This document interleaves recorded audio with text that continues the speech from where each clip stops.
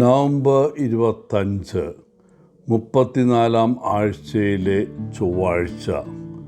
ലൂക്ക 21 5 മുതൽ 11 വരെ വാക്യങ്ങൾ.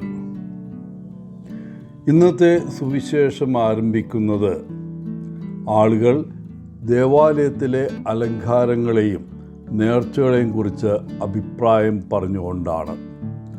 അവരുടെ വാക്കുകൾ കേട്ടതിന് ശേഷം യേശു തൻ്റെ ശ്രോതാക്കളെ അസ്വസ്ഥരാക്കിയിരിക്കാവുന്ന ഒരു പ്രസ്താവന നടത്തുന്നു.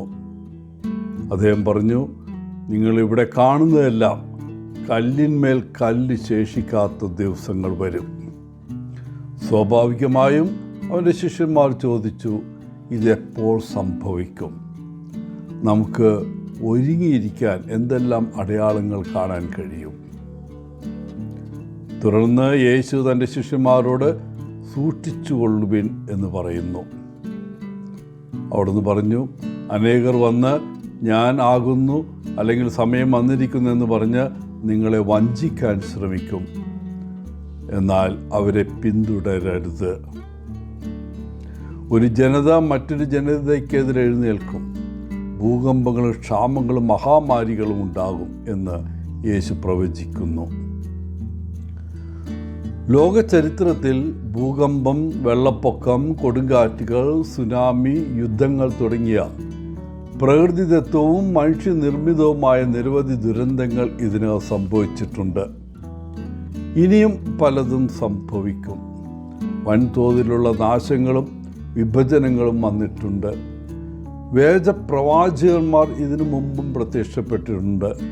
ഭാവിയിലും ഇനിയും പല സ്ഥലങ്ങളിലും അവർ വരും. ദശലക്ഷക്കണക്കിന് ആളുകളെ ബാധിക്കുകയും കൊല്ലുകയും ചെയ്യുന്ന നമ്മുടെ സമ്പദ് വ്യവസ്ഥയെ തകർക്കുകയും പലരിലും ഭയം ജനിപ്പിക്കുകയും ചെയ്ത മാരകമായ COVID-19 വൈറസ് ഉള്ളപ്പോൾ ഇപ്പോഴും ഒരേ ചോദ്യമാണ്. നമുക്കറിയാവുന്നതുപോലെ ഈ ലോകം അവസാനം അടുത്തോ? ഈ ലോകത്തിൻ്റെ അവസാനം അടുത്തോ? യേശുവിൻ്റെ വിവരണം ഇന്നത്തെ നമ്മുടെ ലോകത്തിൻ്റെ അവസ്ഥ കാണിക്കുന്നു. രാഷ്ട്രങ്ങൾ യുദ്ധത്തിലാണ്. പലരും പട്ടിണി കിടക്കുകയും ദാരിദ്ര്യത്തിൽ കഴിയുകയും ചെയ്യുന്നു. എല്ലാ ദിവസവും സ്ത്രീകളും പുരുഷന്മാരും കുട്ടികളും ശാരീരികമായും ലൈംഗികമായും വൈകാരികപരമായും പീഡിപ്പിക്കപ്പെടുന്നു. തെരുവുകളിൽ നിരവധി ആളുകൾ കൊല്ലപ്പെടുന്നു. ഇന്ന് യേശു നമ്മോട് പറയുന്നത് ശാശ്വതമായത് അന്വേഷിക്കാനാണ്. നല്ലതും സ്നേഹമുള്ളതുമായ അന്വേഷിക്കുവാൻ.